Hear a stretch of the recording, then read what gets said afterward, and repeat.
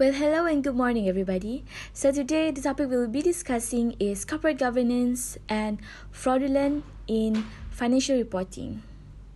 So to start off, we'll begin with principal players in corporate governance.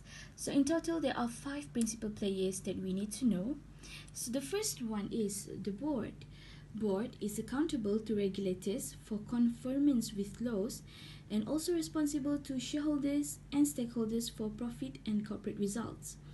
And the next player is the board of directors. They are responsible to provide leadership and direction for the management. Meanwhile, the management is also one of the players. They are accountable to board of directors. The next principal player is shareholders. They are responsible to make use of their votes or voting rights. And the last principal players are the internal and external auditors. They are responsible to monitor performance and outcomes. The next major part of this topic is basic principles. To have a good governance, there must be an effective interrelationship between the board and also the management. Meanwhile, an effective board is a board that establishes these 3 basic principles, which is a board that has good leadership, good stewardship, and also good control. Here, I will elaborate more on the 3 basic principles that I've showed just now. So the first one, an effective board of directors will enhance competitiveness of the company and shareholders' confidence. And the effective board of directors will ensure that the organization is trustworthy, honest, and incorruptible. And at the same time, the board of directors will demonstrate their concern on not just profit, but also their concern on social responsibility. And an effective board of directors must possess these most important characteristics, which are transparency, loyalty, and due care and diligence. Let's move on to the next basic principle, which is to have a good stewardship. This is where the board of directors will act as steward for the company's asset, in which they also have a moral and statutory obligations to work with the management in order to add value to the company's assets in various ways. The various ways are strategic planning, first one. Strategic planning developed by the management and then monitored by the board on its achievement. And the next alternative is through risk management. This is where the board must ensure that the risk areas are identified, analyzed, and managed. And through the last principle alternative, which is through human resource management. So the board of directors must have high standard of selecting, compensating, and monitoring performance of key personnel and their senior management, because they are the key personnel of the company which they trust and assist the board of directors in discharging their duties. And the last component or the last basic principle is control.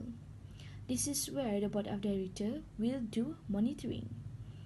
The company can have best system, procedures, and technology, but if they do not monitor and control, the business will most likely to fail. And then, if the company have continuous monitoring, this will provide assurance of things that are going right and identify matters which need to be corrected. There are 4 importance of corporate governance. First and foremost, corporate governance ensures that a properly structured board, capable of taking independent and objective decisions, is at the helm of affairs of the company. This lays down the framework for creating long-term trust between the company and external providers of capital. Second, it improves strategic thinking at the top by inducting independent directors who bring a wealth of experience and a host of new ideas. Third, it rationalizes the management and monitoring of risks that a corporation faces globally. And last but not least, corporate governance emphasizes the adoption of transparent procedures and practices by the board, thereby ensuring integrity in financial reports. Now we move to the structure of audit committee. Audit committee must be appointed by board of directors. The audit committee consists of internal auditor, external auditors, and risk management committee. Role of audit committee are assist directors in discharging their statutory duties and responsibilities, monitor disclosure requirements, support the audit function, monitor company activities, increase the public confidence in the credibility and objectivity of financial reporting, satisfy the board that internal control exists and are effective, and satisfy the board that adequate attention is being given to risk management. Now, move on to the benefits of audit committee. The first benefit is to provide actionable insights to oversee and improve financial practices and reporting. In high-performing organizations, audit committees provide oversight. Audit committees meet with the CEO and financial officers to review and maintain effectiveness of organizational controls and external financial reporting. Secondly, to create and maintain effective anti-fraud programs. With their insights and expertise in financial, legal, management, and operational issues, audit committee members can play a proactive role working with an NFP's leadership team and auditors in creating and periodically reviewing an organization-wide fraud prevention and detection program and ensuring that investigations are undertaken if fraud is uncovered. Next, to enhance the internal audit function. An organizational structure that has the internal audit team reporting directly to the audit committee contributes to the overall integrity of the internal audit function.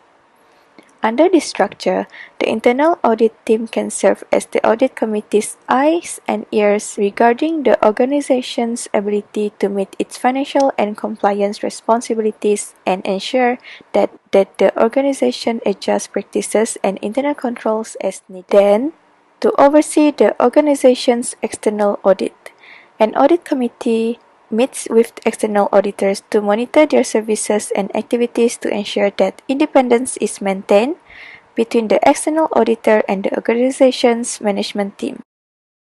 Last but not least, to strengthen credibility with stakeholders. An NFP's reputation is its greatest asset. An audit committee communicates a message of independence, reliability, and trust. It also builds confidence among present and potential constituents, donors, creditors, and other stakeholders. Next is drawbacks of audit committee. The first drawback is interference in executive decision on operational matters, which will tend to undermine the authority of the board. There may be conflict of mistrust and misunderstanding among the committee, management, internal auditors, and the external auditors. How to overcome or prevent this from happening? The audit committee should have clear terms and responsibilities, and communication between all parties should be made on a timely basis on professional manner. Second drawback is audit committees have no teeth. This means that audit committee are just window dressing to comply Bursa Malaysia listing requirement. How to overcome or prevent this from happening? The audit committee must be and be seen to be independent, with authority given to back up their responsibilities. Board of Directors must give their full support to the committee, including financial and administrative resources to carry out their duties. The third drawback is the full board is distanced from financial matters and the external auditor. This happens when Board of Directors has discharged his duty to audit committee, but they still has full responsibilities on the financial matters of the company. How to overcome or prevent this from happening? The Board of Directors must require oral and written report on all activities of the committee and may even call the auditors to attend the meetings. The last drawback is legal liability of audit committee members. Audit Committee does not relieve the Board of Directors of its responsibility for the financial reporting process. However, Audit Committee members may increase their exposure to possible additional liability because the extra responsibilities entrusted to them.